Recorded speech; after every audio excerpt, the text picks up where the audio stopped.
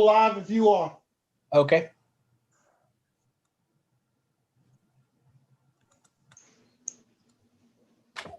Okay, folks, it's about 6 o'clock. We're going to start our Thursday, November 5th meeting. Everybody that's on would identify themselves, starting with District 1 through District 5, and then we would determine whether we have a quorum or not. District 1, Jason Capel. I'm located at 6315 Spotswood Trail, Gordonsville, Virginia. George Yancey, District 2. I'm located at 16170 Cox Mill Road, Gordonsville, Virginia. Donald Brooks, District 3, 9258 Everona Road, Unionville, Virginia. Jim Hutchison, District 5, 525 Harrison Circle, Lake of the Woods. Thank you all. We do have a quorum. We are expecting a few more to sign on. It look like we have our county attorney, we have our planning services manager, and Tracy, our administrative assistant. Anyone else signed on with the county? Mr. Johnson or Mrs. Zallmaker? Okay, Mr. Yancey has a motion that he's going to make, and I would solicit a second after he makes a motion because I know what the motion is. Mr. Chairman, I'd like to make a motion that we adjust the agenda for tonight and move up Mr. Goodwin's resolution before the minutes on the agenda. I'll second that that. motion. Yeah. Go ahead, Hutch. You take it. It's been moved and second that we adjust the agenda to put Mr. Goodwin, Supervisor Goodwin's resolution ahead of the approval of agenda and other things. All in favor, say aye. Aye. Aye. Chair votes aye. Sounds unanimous. Mr. Goodwin, we appreciate your attendance tonight with us. We certainly appreciate what you have done for the county, the planning commission, and certainly I personally appreciate the appointment of you from District 3. But the whole commission wanted to let you know that we appreciate your services. So we have created a resolution. I will read the resolution to you, and you should be receiving a hard copy of it within the next 2 or 3 days. Thank you, It sir. says, whereas S.T.L. Goodwin has diligently and faithfully represented the citizens of District 3 over a decade of public service on the Orange County Board of Supervisors, having begun his tenure on the board in January 2008 and leading the board as chairman in 2012, 2013, 2014, and 2017, and vice chairman in 2009, 2010, 2015, and 2016. And whereas during his service, S.T.L. Goodwin has served his community and demonstrated his interest in and support for good planning practices as a member of the Airport Commission, Economic Development Authority, Orange Downtown Alliance, Thomas Jefferson Community Criminal Justice Services Board, Water Committee, Local Emergency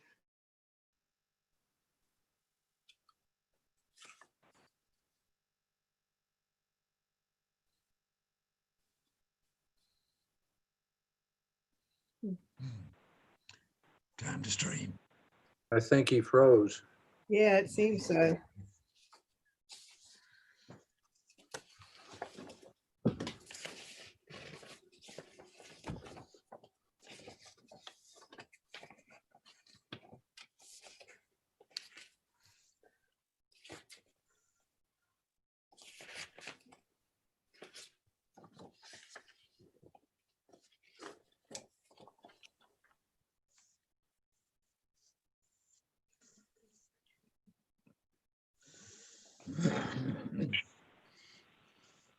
Should we wait for Mr. Brooks?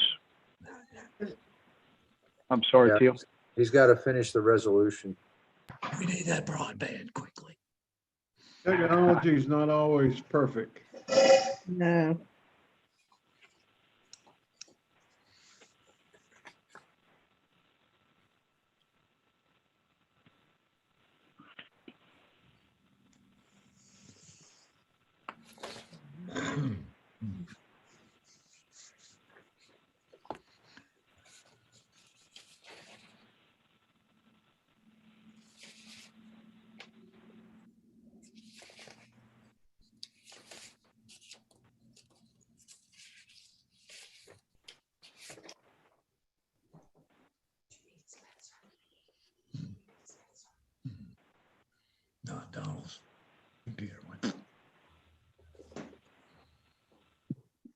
I just contacted Chairman Brooks. He's going to be back online, he says, right in a few minutes.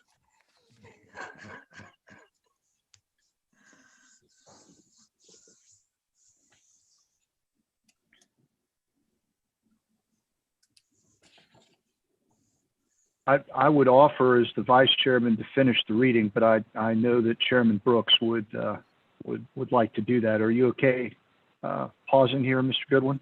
Not a All right, problem. I'm good. Can everybody hear me? Yep. Yes. Yep. Oh, okay. I don't know what happened. I just died out there for some second. I'm gonna go back to Teal. I'm very sorry. I'm gonna have to get broadband down here in Unionville. Okay, so we'll go back to whereas his service of S. Teal Goodwin has also served his community and demonstrated his interest in and support of good planning practices as a member of Airport Commission, Economic Development Authority, Orange County Downtown Alliance, Thomas Jefferson Community Service Board, Water Committee, Local Planning Commission, Joint Planning Area Committee, as well as various Joint Board, School Board Capital Improvements Program Subcommittee, and Gordonville Area Plan Subcommittee. And whereas Teal Goodwin, who is a native of Orange County, has a long demonstrated devotion to the welfare of his community.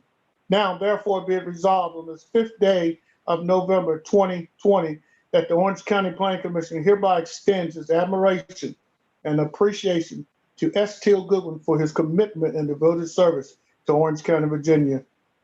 I will certify this copy of this adopted today, and it'll be signed by Planning Commission. Teal, we want to say thank you and a job well done. Thank you, sir. I greatly appreciate it.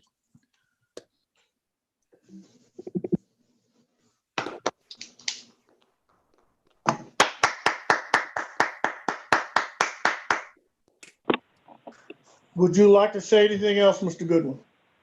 No, they get harder to respond to. And I have no voice left. Sure. All right, thank you so much. Appreciate it. Tell your wife also for helping us get this together for you.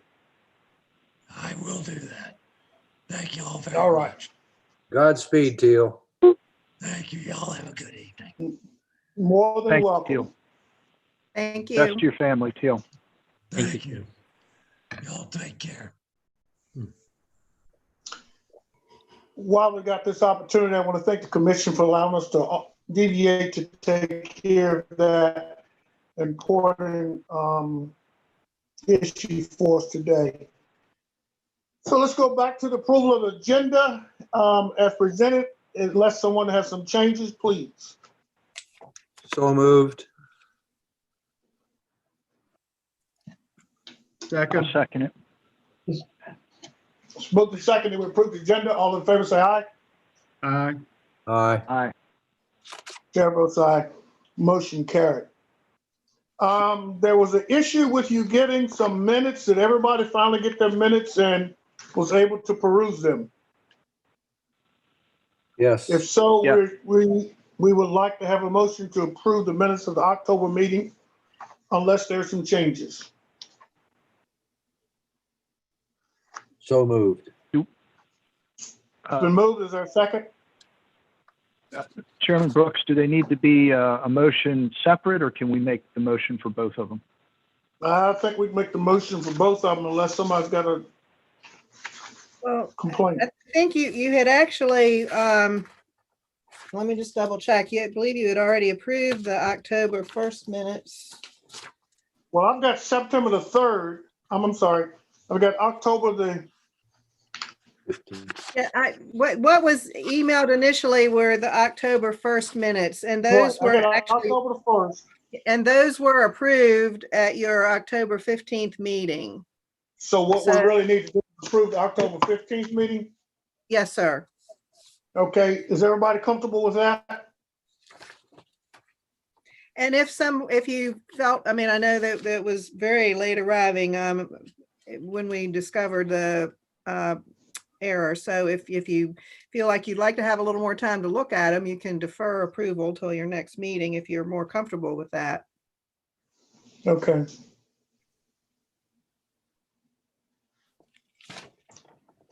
So do we feel comfortable? So let's continue with the second. If not, we'll defer. Hutch, your motion was to approve the 15 October minutes. Is that correct? Correct. I'll second it. All in favor, say aye.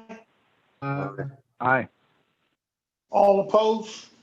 Appears to pass through. Has Mrs. Julie, have you signed on with us yet? No, Julie? I Okay. think her email had indicated it would probably be close to 7. Okay, thank you. All right, it doesn't look like we have any new business, but it does look like we have a couple of public hearings. A and B, let's do A, ZTA 20-01. Some of these things, Sandra, if you could give a briefer over these, and Eric, if he needs to chime in, and so we can move on through them. Okay, this ZTA 2001, I think was presented to you at your last meeting. And essentially, this is a corrective, an amendment to rectify a situation in which there are contradictions in the zoning ordinance with respect to the Board of Zoning Appeals authority to grant special exceptions. Section 70-64 of the zoning ordinance specifically states that the Board of Zoning Appeals shall have no power to grant special exceptions. And then in 3 of the districts, there are provisions that would allow the Board of Zoning Appeals to grant special exceptions in places where variances can't be granted. So this is to eliminate that language which provides in those 3 sections, does provide authority or to grant special exceptions. So I mean, in very, summary fashion, that's what it is. So in each case, the provisions where it's stated that there might be authority, the wording is the zoning administrator may authorize construction of an unenclosed porch no more than 10 feet deep to be attached to a single family dwelling, irrespective of setbacks or required yards, upon finding in writing that such porch will not be detrimental to adjoining property or the intent of this chapter. If the zoning administrator does not make such finding, the Board of Zoning Appeals may grant a special exception for such porch. So in the 3 districts where that language appears, we are proposing to eliminate the sentence, if the zoning administrator does not make such finding, the Board of Zoning Appeals may grant a special exception for such porch. And as you may imagine, this came to light when I was looking at an application for a porch that didn't comply with the setback requirements. Okay. Any questions of the commissioners to Ms. Thornton?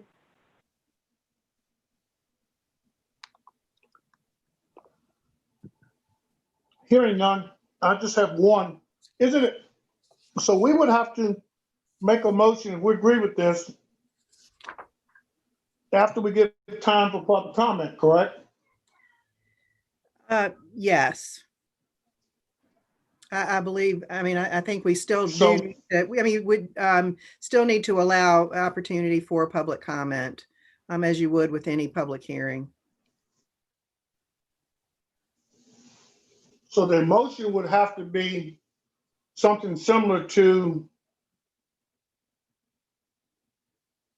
we would table this until public comment, and then how many days is there necessary for that? Well, there's not a minimum requirement. I think what you really need to decide is whether you want to have a second November meeting to take action on these matters, or whether you want to wait till your December regular meeting. Commissioners, what's your pleasure? Is there any sense of urgency to this, Sandra? No, I don't believe so. And I think we ought to wait till the December meeting. Okay. Any other comment? Okay, Mr. Hutchinson, then put that in the form of a motion for us, then we can table this and continue until public comment can be received. But before you make a motion, Sandra, what's the cutoff date we want to use for date and time we're going to take public comment? Well, actually, I think we're gonna set that as, let me double check the calendar, because the December package will be coming out to you much earlier than normal because of the Thanksgiving holiday.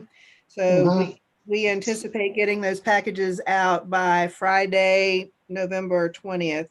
So I think if we set, for something like this, I certainly am not expecting an overwhelming number of comments. I think we could extend it to Wednesday, the 18th or Monday, the 16th, if that seems, if you think that might be better. But I'm thinking we could give people till Wednesday, the 18th.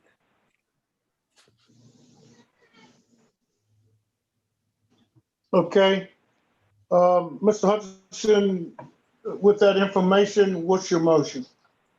I make a motion, we move this to the 2nd of December meeting after we get appropriate time for public hearing, which I guess is going to end on the 18th of November. Okay, is there a second to that? I second that, Mr. Chairman. It's been moved and second that we table this or continue this until the first meeting in December with public comment until Wednesday, November the 18th. All in favor, say aye. Aye. Aye. Mr. Chairman. Aye. Yes. So is this officially opening the public hearing? Is that part of the motion? That officially opens the public hearing when we set the date for the public hearing to come in. Got it. Okay. Aye. It has to be in written form. Okay. The comments. Public comment, November the 18th. Open until November 18th, from now until November Okay. 18th Yeah, at 5 p.m. you're continuing the hearing. So I think what we were anticipating was that you would open your hearing tonight, continue it in order to allow time for receipt of public comments. And then, That's what it did. yeah, then at the next meeting, you would close your public hearing and take action. And take action, absolutely. Okay, while you're speaking, Sandra, give us STA 20-01. Okay. This is the proposal that Mr. Lansing prepared as a result of the discussion, your discussion over a couple of or so meetings about the desirability of the Planning Commission receiving notification at points when the subdivision agent may be considering modifications or granting modifications to subdivision requirements. Mr. Lansing had prepared a memo for you, which provided information about those points, in the subdivision ordinance where the agent has authority to consider modifications. And then he also prepared the ordinance, draft ordinance with the language to be included in the ordinance in section 54-20. When such a waiver modification is being granted, the Planning Commission shall be notified. And there were several subsections there pertaining to that notification. If you'd like, I mean, Eric or I, one can review the language in more detail if you'd like to do that. Commissioners, do you need that?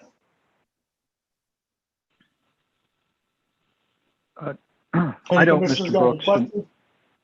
Go ahead.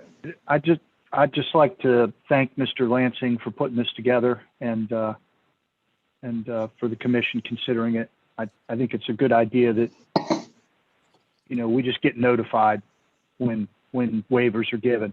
And I like this solution a lot, so thank you. Is there any other comment?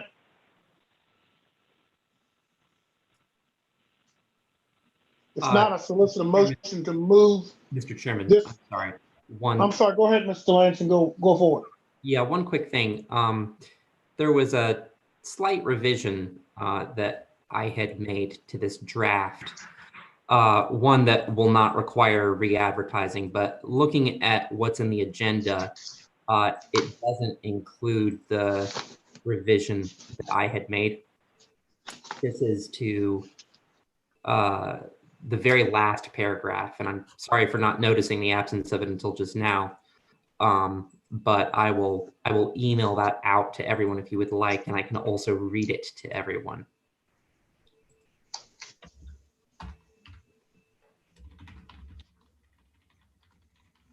Okay, go ahead with your reading if that's what you're going to do. Okay. The last paragraph in that draft should say, when the aggrieved party received actual notice, including the full text of such decision, but only if the aggrieved person receives such actual notice prior to any of the deadlines described in paragraphs 1 through 3. And I just emailed that out to you as well so that you can see what the text of that is. Okay, I just received it, so I think that fulfills the requirement that we need to see it in writing. Essentially, the purpose is just to make sure that there's an end date where you receive notice. It doesn't just hang out there forever. And so there's an end date for when a party can receive the notice required to make an appeal. We will ensure that the revised version is posted to the website along with the notice about the public comment deadline on this matter. okay. And it looks like I just received the email also. Did everyone else receive it? I received it, Mr. Chairman, George Yancey. Okay. I received it, And I Mr. would Chairman. ask the Jason. Okay, I would ask that we would have a motion similar to the previous one, that we would take this up after the public comment information is received, if there be any, by Wednesday, the 18th at 5 p.m. If that's agreeable with the commission members.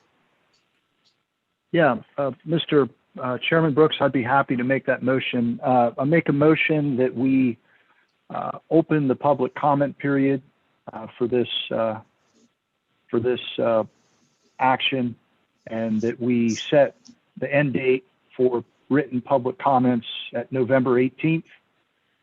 And then we have this on our agenda at the first meeting in December for further consideration. I second that second motion, that. Mr. Is Chairman. there a second? All right, appears to be a motion and a second. All in favor, say aye. Aye. Aye. Aye. Aye. Chair votes aye. Appears to be unanimous of those attending. Thank you so much, Mrs. Thornton. And thank you, commissioners. We're going to enter into our work session now. As we enter into our work session, I just want all of us to be mindful that this is a work session. I will probably let us go pretty freely. But, you know, if we get to talking over each other or speaking when others are speaking, sometimes it's hard for the Zoom communication to catch up and we really don't hear what's being said. So we may want to pause before we say something. And, you know, I say this just kind of sarcastically, comically, you know, used to be Roger over in, you know, when you're over, you may say, I'm concluded or something. So the next person will know to go ahead and get started, just to try to keep it together. We're going to start our first work session with the continuation of the rezoning 20-01. The first thing I'm going to do is ask the staff, have they received something that they need the commission to know that they feel is relatively important to what's happened? And then if signature series are on, then we'll talk to them a little bit and then we'll kind of summarize. Now I'm going to limit this work session to 20 minutes unless we deem we need to go further. We're just not going to work this out for hours at end unless someone has a driving concern that that's not enough time. Mrs. Thornton, if you will go forward, and then if you have anything to refer to Mr. Lansing, let us know and we'll let him go. Okay. Well, Mr. Chairman and Commissioners, I had considered your October 1 and October 15 discussions with them. I'd considered that as your work session with them. So they actually they're not here and they weren't notified about the meeting tonight. I think we had left the meeting concluded the discussion on the 15th, indicating that it would be determined at what point the public hearing would be taken up again. Tracy, Eric and I have had some communications with various representatives of the applicants. And so we do know and can report that they are working on providing the additional materials as had been discussed at your prior two meetings. Eric and I did have a conference call yesterday with their legal counsel, and they have not yet indicated when they expect to get materials to us. We do know that they are working, I believe, based on conversations I've had with the consultant who's doing the fiscal impact analysis update. I think they're working fairly diligently. But he indicated that he would be consulting with them to, make a final determination about if and when they expect it to go forward with giving the additional material that our application process calls for. They are aware, we, as you had discussed on the 15th, the deadline for the 100-day window for the Planning Commission to forward a recommendation to the Board of Supervisors ends in the early part of January because of the actual 100 days falls on a weekend. The actual date is Monday, January 11th. But that means for all practical purposes, the Planning Commission will need to formulate a recommendation at the regular January meeting date, which would be January 7th. Okay, so it seems to me then, fellow commissioners, until we get some more information from them, I don't know what much we can do. I received from the county a better map, I guess I would say better detailed map out from there. And I was told that each of the other commissioners had got it. Is there anything we need to take up in this work session? Does any commissioner know until we receive information from them? Mr. Chairman, I guess I'm not sure what Ms. Thornton meant by materials. I mean, I still have two concerns. One is primarily the financial impact on the county, and the data that's provided is way too old for us or I believe the board to assess what impact is going to happen to the county. So until I see some updated financial data, I'm not real enthusiastic about it. The only other potential problem I've got is they've designated 25% for commercial, but I don't have any warm fuzzies that they've tabbed any commercials to come in, which means it's strictly related to building rooftops and not commercial. But those are my concerns. What Eric and I did discuss with the attorney yesterday were the items that were referenced in the staff letter, October 9, that indicated that, the expectation that there would be design guidelines and standards, a master signage plan, a landscaping plan, an updated fiscal impact analysis, which you all discussed at some length with them on October 15th, and then to address VDOT's concerns regarding a traffic impact analysis. So, we have reiterated that those are the items of information that you and the board will be looking for. Mr. Chairman, this is George Yancey, District 2.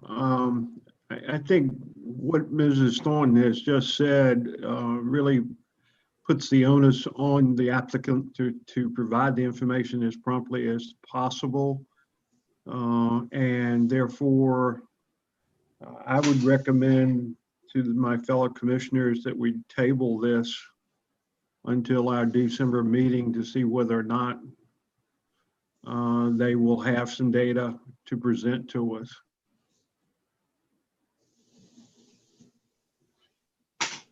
Any other commissioner? Yes, Mr. Mr. Yancey, Chairman. go ahead, Mr. Capel. Thank you, sir.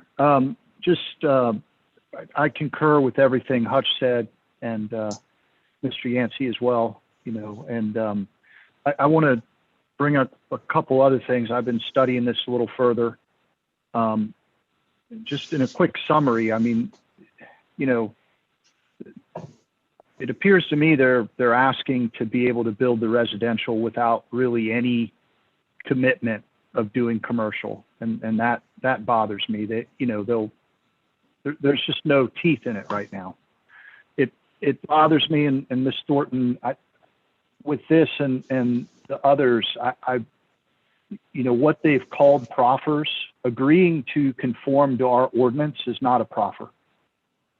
And I would appreciate those being removed, because it makes it appear as if they're proffering things and they're not.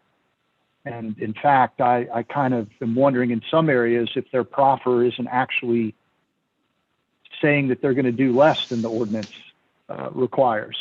So I don't think it's, I really dislike a proffer being framed as we're going to do what we're supposed to do. And then the last thing I'll say, and by the way, it's a pretty substantial decrease. Their original plan claimed 700 jobs. So if they don't build commercial, it's 0 jobs. And there's a tremendous amount of revenue, as we all know, tied to the commercial. And the last thing I'll say, I went through Ms. Thornton on page 188 of 271 on that original working agenda. They've told us that hey, this is basically the same. All we're asking to do is build houses first. And I'm going through the proffers that they committed to last time, and it sure doesn't look the same to me. And it's hard to do a one-for-one comparison, but I mean, for instance, they previously proffered 10,000 square foot playgrounds. They had proffered a building for the county to use as a community service building. I'm wondering if you had a chance to go through the proffers that they had committed to last time and actually checked whether these proffers are covered under the new ordinance? Because, to me, as they present this, it seems to me that they're saying, yeah, all this is covered by the GWAP, and so, but I don't really think that's true. Yeah, I mean, I, as far as the proffer statements are concerned, I think you're right. I believe that with the statements that they submitted with the application that we received in the summer, one of the first proffered, I guess, conditions, if you will, is that the prior proffers basically would be eliminated, which I think is something of a concern, especially with respect to what VDOT needs to see. What they say in their cover letter, it zeroes out the prior proffers. Yeah, I mean, that was one of the first. So I did look a bit at the prior the proffers that were accepted in 2013, but I honestly didn't spend a great deal of time with them as they were proposing to eliminate them.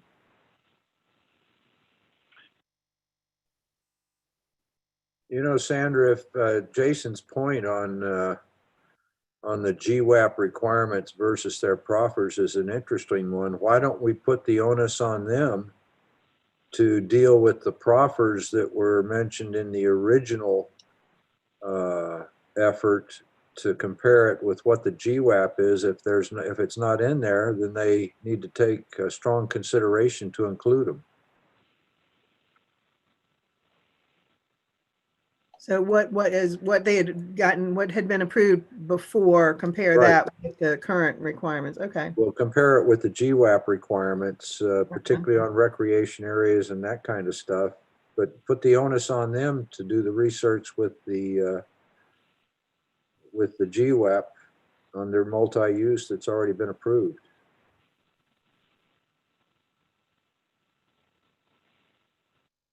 Okay, we will convey that. We can convey that to them, I believe. And then you can develop some standards. But the other thing is there going to be sufficient time during December?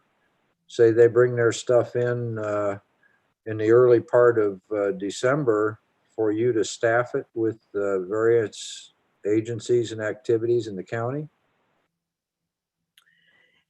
If we I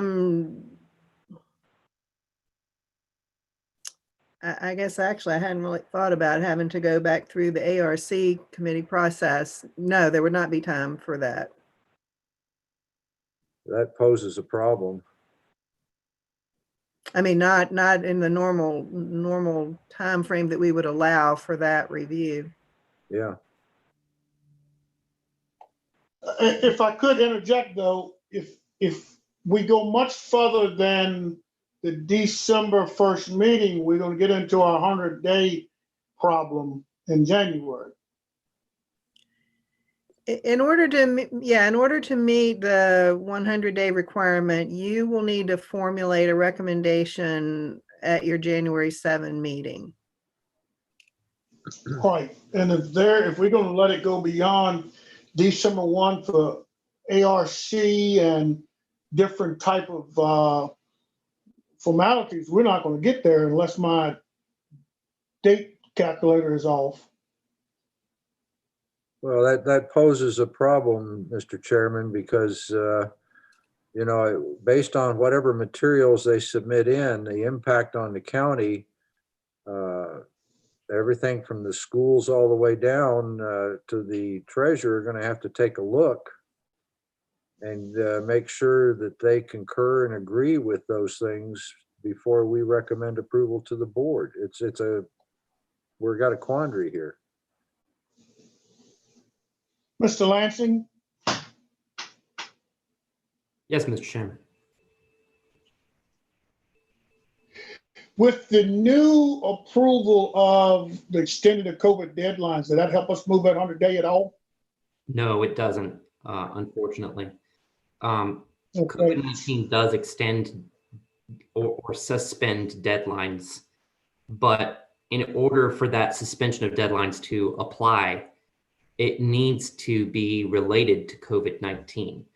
The basis for the extension of the deadline has to have something to do with COVID-19. Okay. Okay. Sandra, can we just continue this to the December meeting?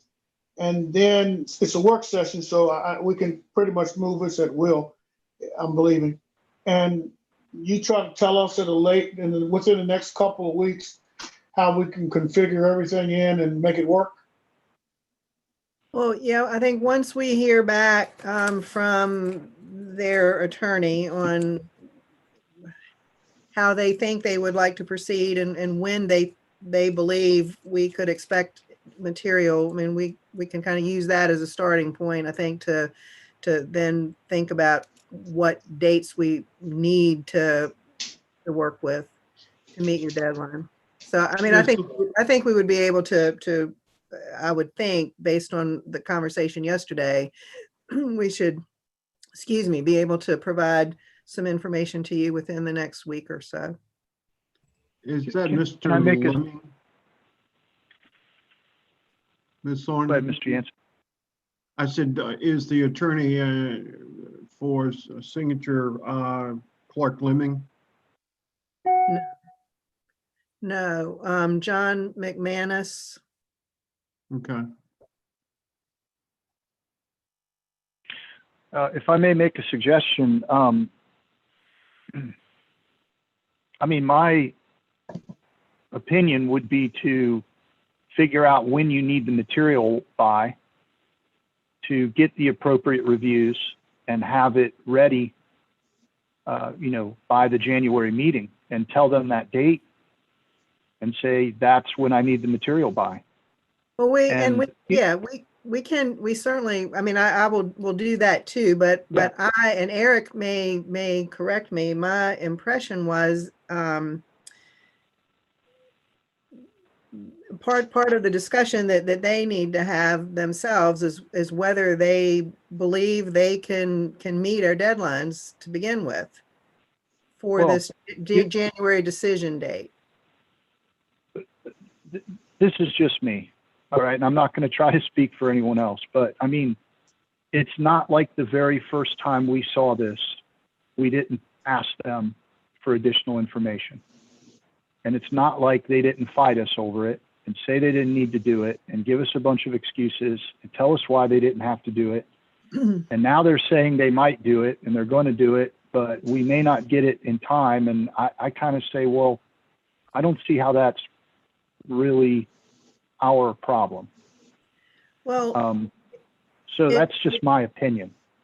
And I think the way I had thought about it is that it almost, if they are not going to meet the deadline, our deadline almost becomes a moot point. I mean, the commission will still need to take action within the 100 days.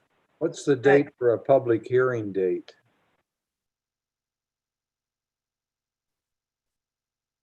Well, you mean when you will take it back up again? Yeah.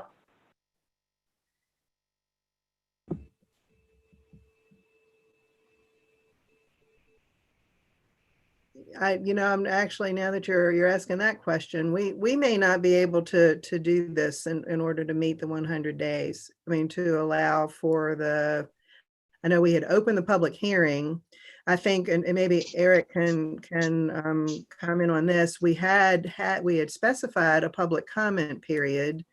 Are we going to need to advertise again? That was one of the questions, because I had also asked the question about the continuity of government ordinance and whether that allowed any sort of consideration here. But if we do have to re-advertise and have to reopen the public comment period, we can accomplish all of that in the time frame that we have available to us.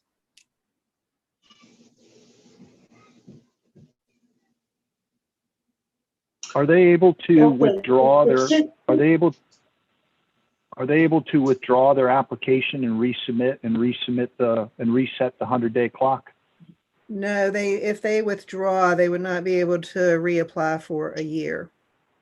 I mean, so they could withdraw, but they couldn't reapply for a year.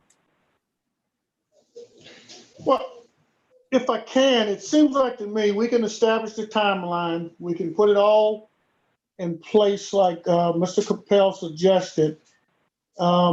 If they do not get it in place, or if they get it in place, could be either or, we can send it up to the board.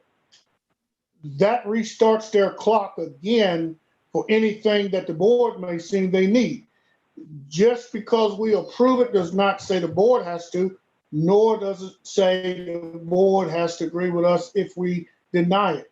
So I'm saying, my thought would be, Mr. Capel is onto something here. Set the timeline up, say when we need it, give them those updates. If they say we do nothing, we act the way we think it's appropriate. Send it to the board and let the board take care of it in their time, and that would certainly reset the clock for them. A question for Mr. Lansing. If in fact they resubmit new materials, are we not required to re-advertise that? Hmm. Eric, Yeah. Yeah, we did you are. hear what he said? Yeah, I did. I'm just thinking about that. Yeah. The things that we have requested are at our pleasure, not at theirs. So therefore, I would interpret that as being different from submission versus requested.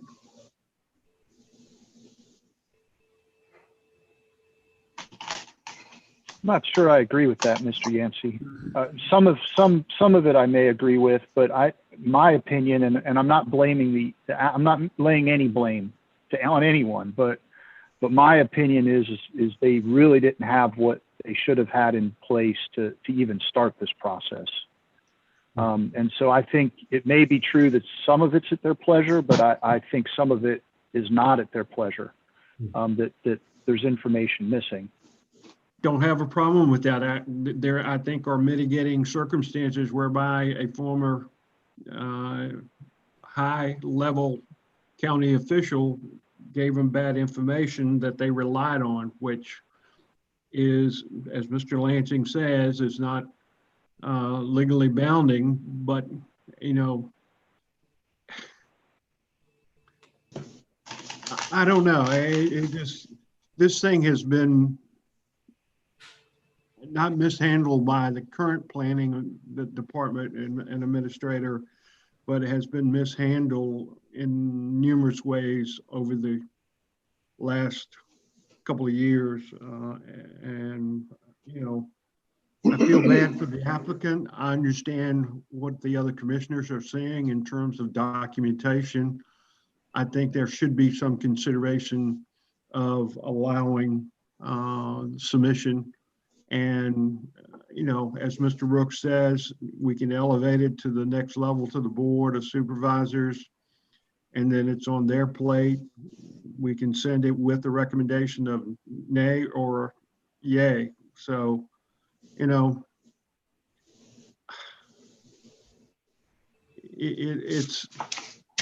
there's not an easy solution, and I don't think the commission has been provided by previous administration the information because of the fact that they were told it wasn't needed. So, You know, George, regardless of all of that, we have a responsibility of transparency to the citizens. And if new materials submitted in, I think we're required to advertise that. Well, I believe it, and this, I don't know, I really don't know. And that was why I was relying on Eric as well, whether this would be of such a nature to trigger the need for re-advertising. It has always been my understanding that if a proposal is is amended or revised in such a way as to make the proposed use, more intense than what had been originally advertised, then that is the kind of thing that triggers the necessity to re-advertise. In this case, where it's a matter of more information being provided, but the actual rezoning request is not changing, I'm not sure whether that does elevate it to the level of requiring the rezoning or the re-advertising. And likewise the proffers. But yeah, I think Sandra just nailed it there in that answer. As if they were changing the proffers, then that would be one thing. If they're changing the information that they're providing for us about the effect of those proffers, then that's not going to require re-advertising. Yeah, but Eric, I would consider the fact that if the entire financial is redone, that has a significant impact on every element of this county and has to be reviewed by not only the staff, but the citizens. I mean, to me, that's significant. Sure, and perhaps in the spirit of the law on re-advertising, I mean, that may be right, but in the strict letter of the law, the re-advertising requirement wouldn't be triggered by the provision of new information. Basically, the re-advertising law requires us to advertise any ordinance that's adopted. And technically a rezoning is an ordinance. It's done by ordinance and it encompasses the proffers themselves. So the re-advertising has to include that. But the information about it, you might think of that like a staff report in many ways. It's information that ties to the governing body or the planning commission on its decision. But it doesn't under the governing statute on re-advertising require it to be re-advertised.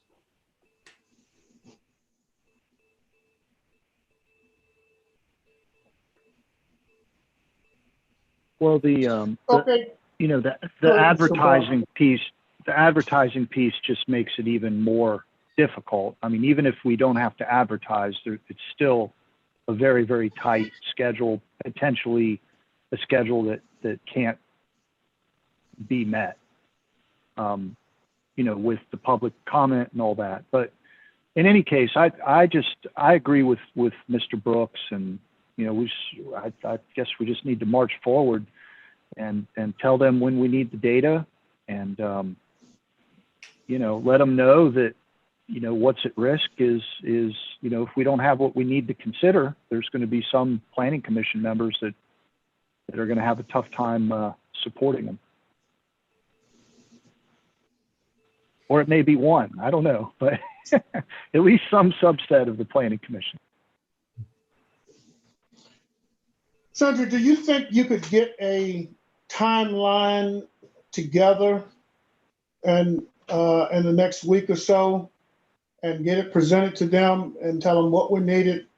I would probably let Eric look at it just for legal purposes and get that, once that's settled, and get that out to us as commissioners, just as a review, and let's march forward. I just think that, our marching forward would be great information to the county to know what's coming to them. They'll know what's coming to them, and let's move on. We could dance around this issue for the next 6 months if we ain't careful.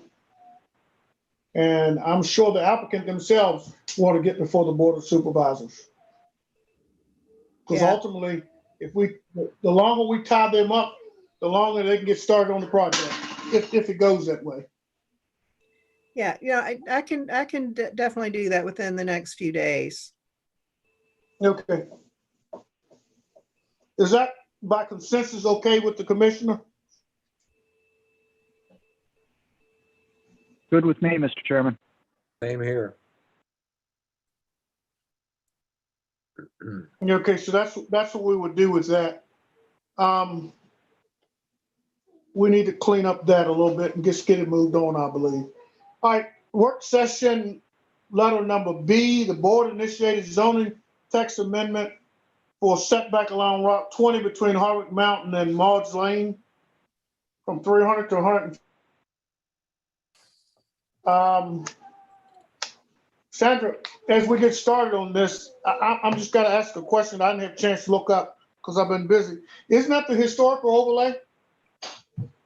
I don't believe it's in there. When I looked at the zoning,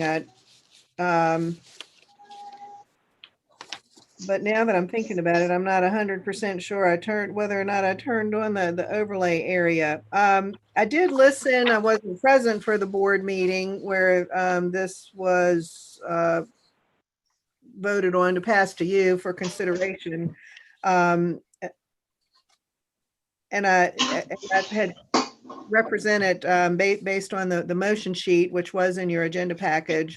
And based on the bit of discussion that I did here during the board meeting, I tried to, represent that in the memo that I wrote to you about this matter. I had hoped that possibly Mr. Johnson might be present tonight, but I think the main concern is that in this stretch of road, which is just under a mile, most of the lots on the, I guess the west side of the highway are small lots, and the imposition of a 300-foot setback from Route 20 on these lots, already existing, that are now, they're non-conforming with respect to that setback, so that people have difficulty if they want to do any sort of addition, or if they need to, if there would be a situation where there's been a fire or some sort of damage that hasn't been repaired within the 2-year time frame that code allows for the reconstruction of, something non-conforming. I think as he expressed it in the meeting, it was just acknowledging the existing situation there along that stretch of highway, and the goal was to reduce hardships for people who own those existing small lots. In terms of how we might go about this, from a mapping perspective, I don't know whether we might consider an overlay perhaps that just for this small stretch of Route 20. But in any case, it would be just in this one area.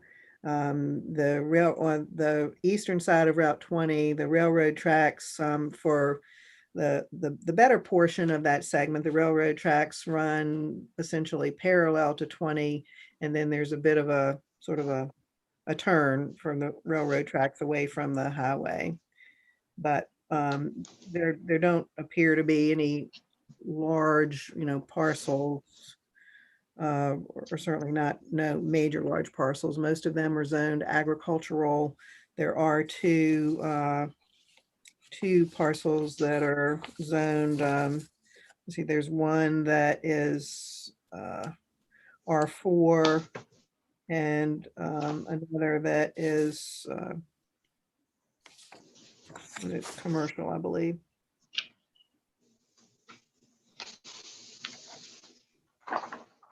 Or I may have there are two residentially zoned parcels there.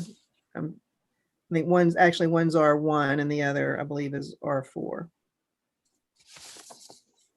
Aside from that, everything else is zoned agriculture along there, and small lots have frontage.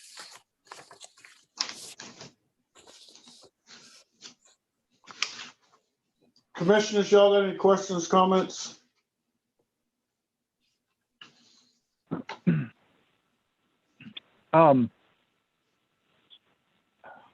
So it's more than just doing renovations to homes. I mean, it actually would open up lots to building new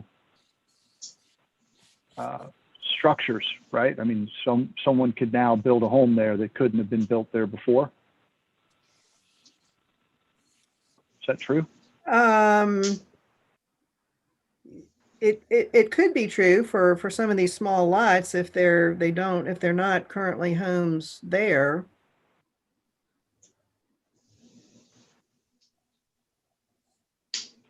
I mean, I Do we know? certainly So can I provide, guess what I'm not saying, what triggered this? What triggered this? What's going on that we're not being told that triggered this? I just don't believe somebody woke up one day and said, you know, oh, by the way, that's probably a little close for those folks. I'm not saying I'm in agreement or disagreement. I'm just saying what triggered it. Something Well- always triggers these things. just again, based on listening to the live stream, the recorded live stream of the meeting, it sounded as though perhaps someone, I don't know whether there had been a fire.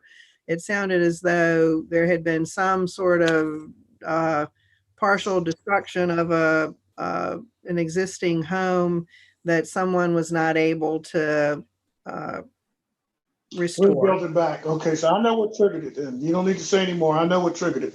I don't, and I understand that hardship. So, all right, I'm getting where you're going here. I don't think since this is a work session, I'll just say my little piece on this.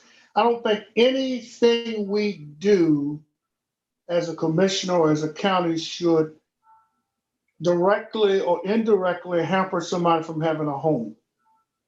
And I do know of a home that burnt down there, and I do believe it's probably within this setback would be an issue because the houses coming through there by Tibbstown or whatever you want to call that area are pretty closely located to the road. And there is a vacant lot there that somebody probably couldn't build on. Is there any way we can allow them to build on that lot with some type of board or commission action without removing the whole setback? That's all I'm asking. I want the person to build a house, but do we have to move the whole area to build a house, or can we just build a house?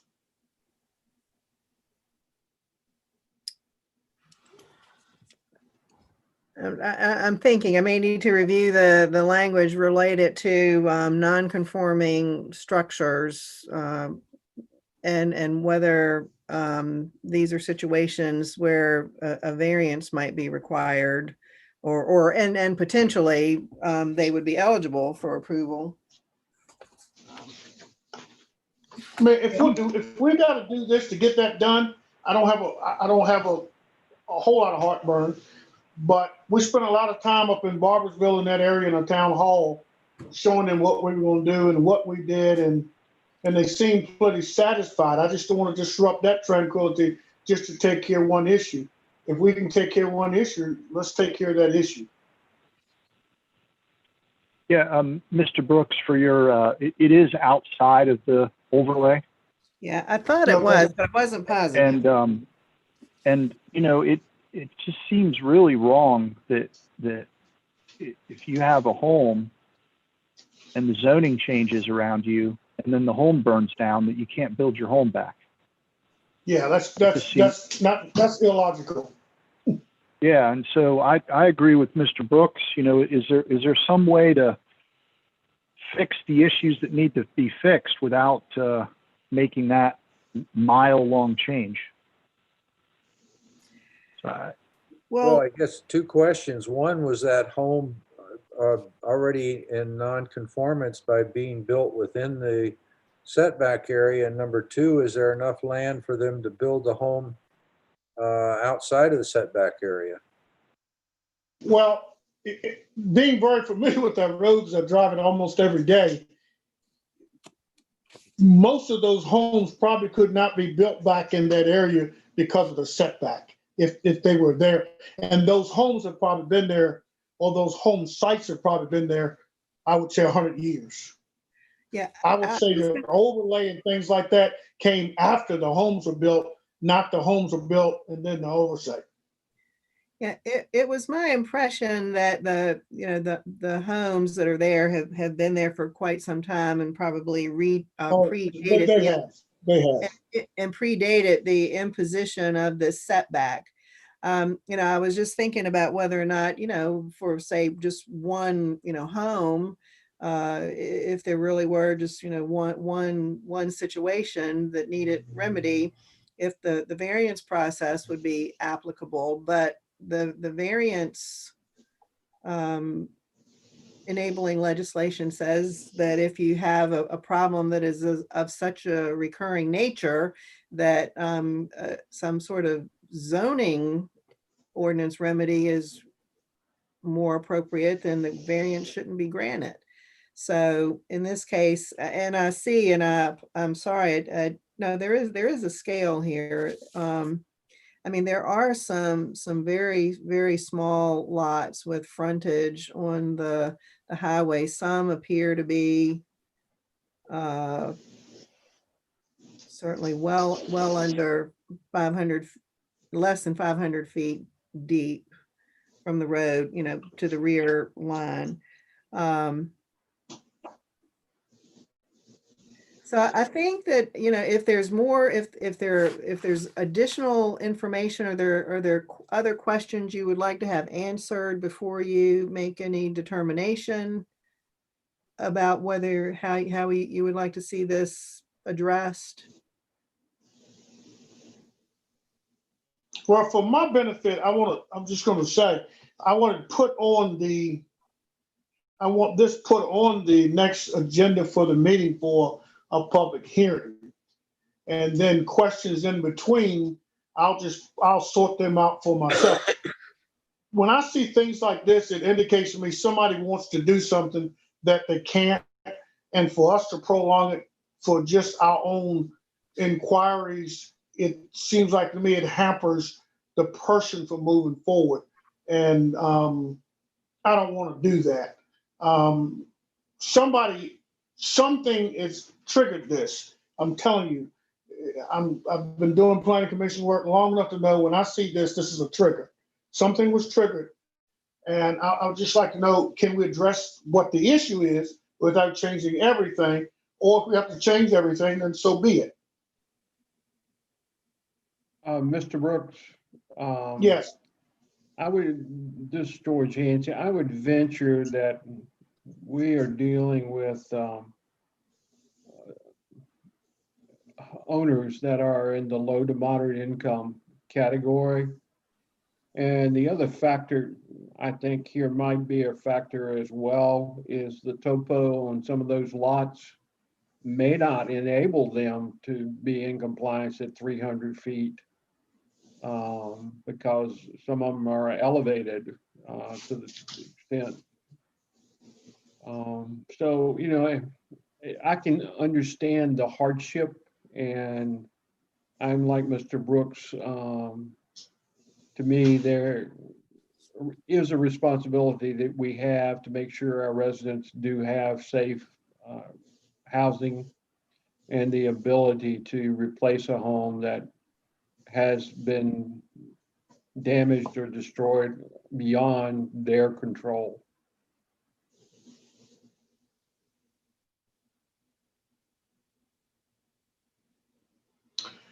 So do I have an agreement that we can place this on the December meeting for a public hearing?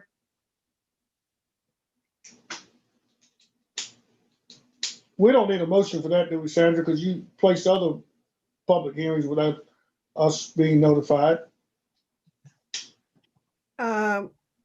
Well, that is true. When we have applications to be processed. I mean, I think this was just brought to you, or the board initiated this for your consideration. So I do think maybe in this case, if you're ready to advance with the public hearing, it would probably be appropriate to have a motion. Okay, the chair solicits a motion to put this on our next meeting Would that agenda. include the same date for advertising?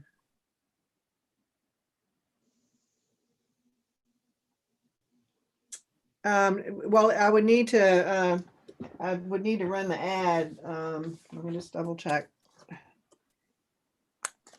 And don't you have to notify everybody that this is touched? Well, yeah, so I mean, there's time, the legal ad deadline is Monday, Okay. Monday, the 16th. Now, that means, we'll be, as I said, we'll have to get the agenda packages out, earlier this time, but there is time to advertise it. Okay. Now, again, I don't know, I don't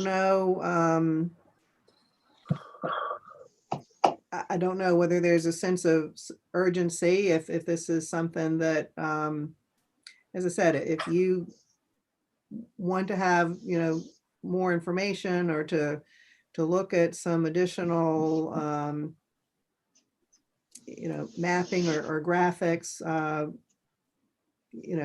given the holiday adjustments to how we need to do processing for the December meeting, this possibly could wait till your January meeting if you were inclined. Well, I just feel that we need to go ahead and get this done and get it off our plate. There's a reason for this. Somebody's requested it, and let's go ahead and get it done and get it behind us. Doesn't take, in my mind, a whole lot of query. We know what the setback is. We know where it's located.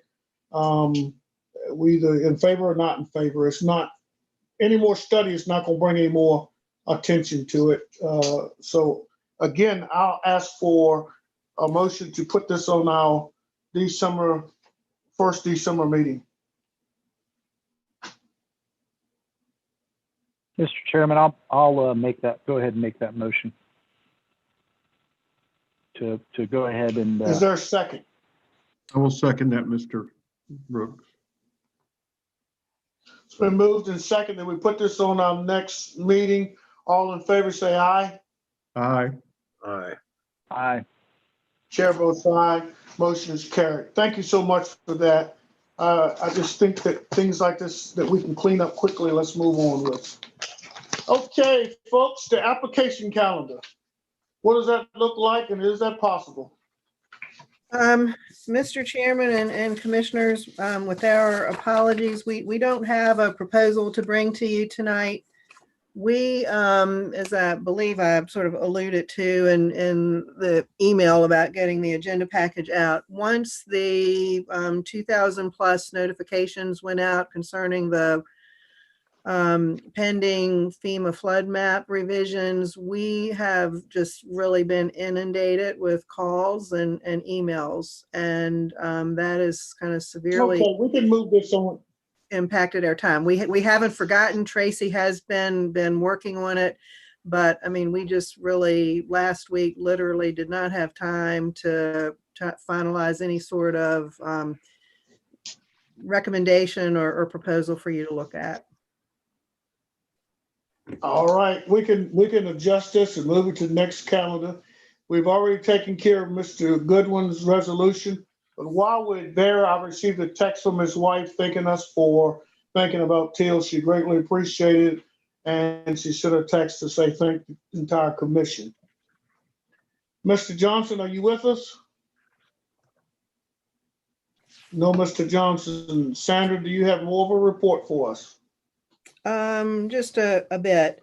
We have received two, and I may have mentioned this, that we were expecting these, but we've received two special use permit applications, and I will be finishing the review for completeness for one tomorrow, and the by Monday for the other. One is for a residential rehabilitation facility sponsored by a church, and the other is for a solar facility development. So I'm expecting at this point with the, and again, I haven't finished the review for completeness, but if there are no other informational needs, we will initiate the application review committee process. I would expect that it would be the February when the solar facility would be on the public hearing agenda. And depending on, I may be able to do a slightly shorter application review committee process for the residential home. So that one could be coming in January for hearing, but I will let you know that before your next meeting. We had worked on a year-to-date statistical report about our activity that I had provided to the county administrator a week or so ago, and we will be getting that to you. But despite COVID and despite all the extensions of deadlines and whatnot, we have processed a very comparable amount of work. I mean, we knew just based on how it felt that there really wasn't a slowdown in our office related to the pandemic. And in spite of everything, the overall processing times for plats have not been much longer than has been typical for the past few years. And we have processed comparable numbers of plats. So we will be getting that to you pretty quickly. As I mentioned before, because of the Thanksgiving holiday, we will be getting the December agenda packages out on Friday, November 20th. Okay, thank you so much. Sounds like you got work planned for us in the upcoming year. Well, it's said we haven't really experienced much of a slowdown in our office. Well, that's good and bad. Any commissioner comments, starting with District 5, Mr. Hutchinson? Well, to support Sandra's workload issue, there are 862 properties infected by the FEMA flood zone on Lake of the Woods. What she's going to get, if she hasn't gotten already, emails or letters from all those property owners. Plus the board is handling a request to modify the map. The problem with the main lake is they can reduce it significantly if there's a 2-foot variance. And for the small lake, Keaton Lake, it's a 1-foot difference. So we'll see what happens, but there's a lot of energy going into Sandra's office on this FEMA flood zone issue.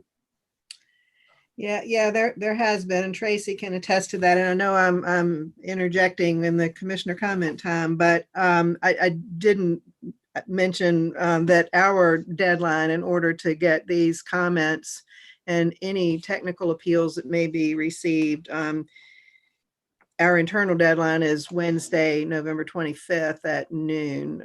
FEMA's deadline for receipt of all of that material from the county is December 2nd. So with the holiday, we'll have about a day, a little over a day to compile the package to forward to them by their deadline.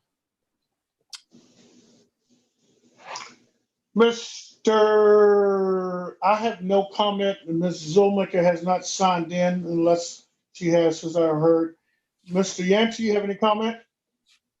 Yes, sir, Chairman Brooks. I would like to remind the fellow commissioners that I think several months ago we were told or were giving indications that the planning staff would be getting some additional support personnel on an interim basis at least.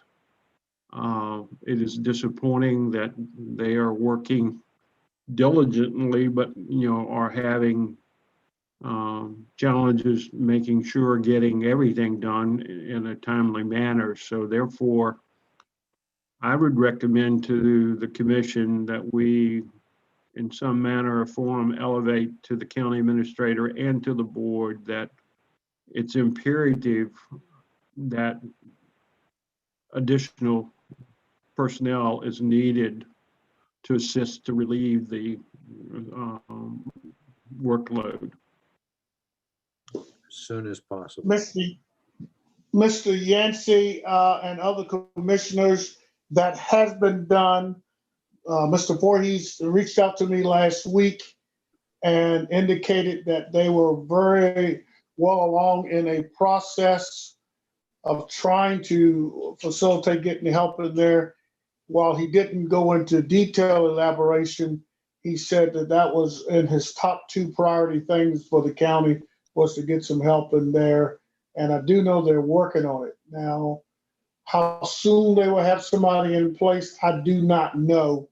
But he indicated that it would be somewhere, the best I could understand from him, somewhere quickly, however quickly is.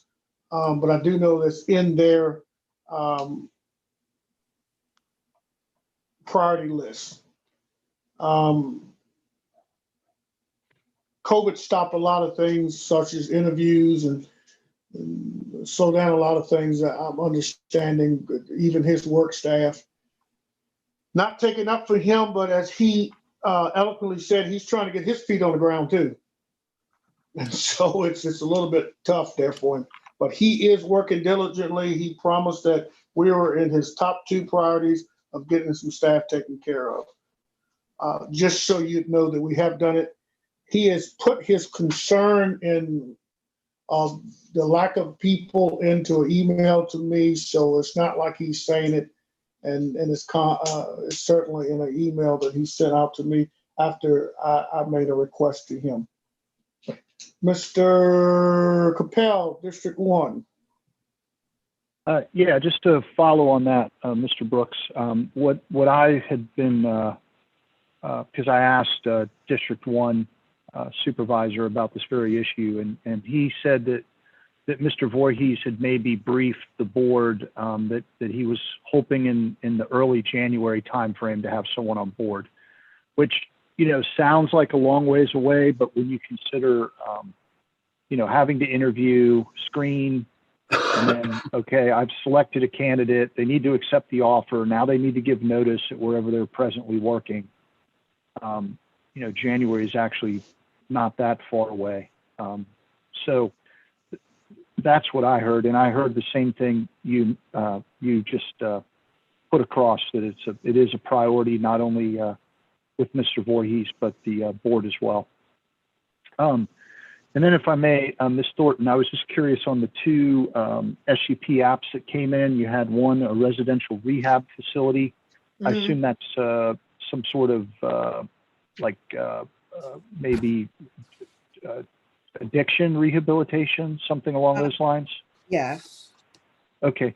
Do you know which district we're looking at?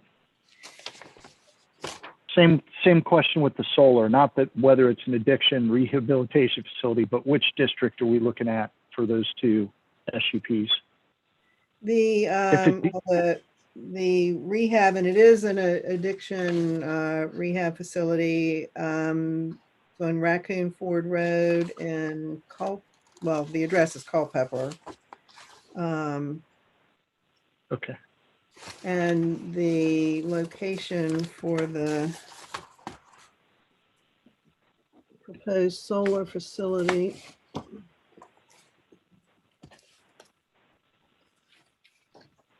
I'm sorry, Mr. Chairman. You're fine.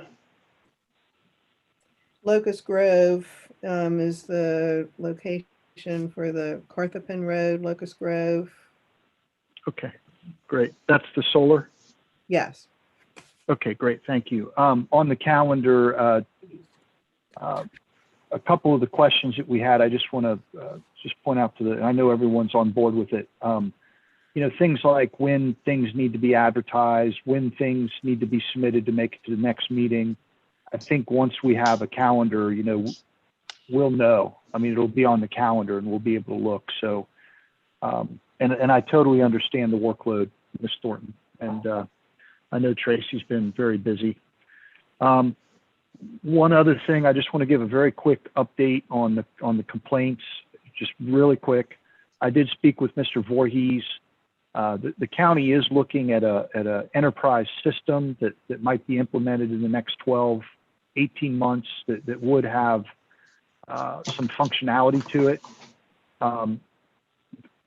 However, I asked Mr. Voorhees to consider, if we do get a database, some sort of enterprise system that's going to cover way more than complaints, but there's processes that go with that. And so I suggested that maybe in the meantime, while we're waiting, there might be some process things that could be done to prepare for this ERP system. Like, for instance, when someone receives a complaint, they could log it into the current system. I mean, they're going to have to log it into the new system, and just start trying to build out some of the processes that you're going to need, and perhaps even test them a little bit before the system comes on board. And he was open to that idea. He's got a planning meeting coming up, and he did mention that he would bring that up with the staff as a possible sort of stopgap solution. But to Mr. Yancey's point, I mean, they're just short-staffed, and it's hard to implement new things in the middle of short staffing. I mean, in the long run, it makes things quicker, easier, better, but in the short run, there's time, that you have to invest to implement things. And then the last thing I'd like to say, and I'll send folks an article on this, the pandemic, there's been some research, and we just sold a home in Gordonsville, and I mean, it went quick. People are coming here in droves. I mean, it's absolutely staggering. We run an Airbnb. We've had our busiest months. People are looking to get out of the city. People are looking for homes out here. There's one study that estimates between 15 and 24 million people will be moving out of the cities. And that's very different than some of the past population projections, where they were talking about people moving towards the city. And I just want to bring that up. I haven't mentioned it in a long time, but we're still hanging out there with zoning districts that are in the comp plan, but not in our zoning ordinance. We still don't have any limit on subdivision and how land is divided. And I would like the commission to at least consider whether in the next year we'd like to, address those issues, get the zoning district to conform with the comp plan, and then maybe, look at some limits on how property is divided. And I don't intend to get in a big discussion here. I just want to bring it up and let you know I haven't forgotten about it. And if you all would be gracious enough to perhaps consider going down that road next year, I know I would appreciate it. And I feel like it's been a long time coming. So that's all I have to say. Thank you. Is there any other comments, things we need to take care of? If not, we have a next meeting date of December the 3rd. Chairman And we Brooks, Yes. this is George Yancey. I appreciate Mrs. Thornton bringing to our attention the new proposed solar. I've received information that there have been numerous inquiries to farmers about acquiring land for this purpose throughout Orange County. I know Louisa has been approached and has approved over a 1,200 acre facility. No disrespect to anybody. I do not think that we as a group or as a locality have prepared ourselves to be able to say that we have done our due diligence and know what the guidelines should be for a solar facility. It varies from locality to locality, so I'm not comfortable. I know we've done one, and that's changed hands, what, 3 times, Jim? Yeah, 3 times. And it's ended up in the hands of a very large corporate entity, and therefore, they've got a lot more oomph and power and financial backing than we have as a county. So therefore, if we do not come up with some better steps to make sure that the citizens and the county and the land is protected, I think we're moving into an arena that we're not prepared for. Well, Sandra was still gonna try and get some info from, I think Culpeper and Madison or Green. I know our workload is horrible, so. I understand that, but I guess what I'm saying is, I don't know if the board would consider maybe a interim period of shutting this down until we are able to assemble the necessary documentation to support what we want to happen and why.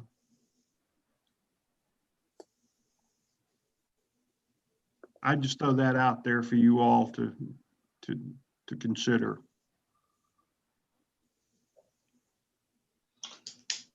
Thank you, sir. You're talking about a solar farm moratorium until we can figure out what's going on. What, Mr. Thornton, you've heard that when you talk to Mr. Voorhees, if you could just pass that concern on, that would be grateful. I will. Our next meeting date is December the 3rd. I solicit a motion for us to adjourn unless some other commissioner has something to say. So moved. Is there a second? Second. It's all moved and properly second that we will adjourn. All in favor, say aye. Aye. Aye. Thank you Good so night. much. Motion approved. Thank you, Mr. Chairman. Thank you all. Bye, everyone. Have a great evening. Thank you Happy all. Thanksgiving, everybody.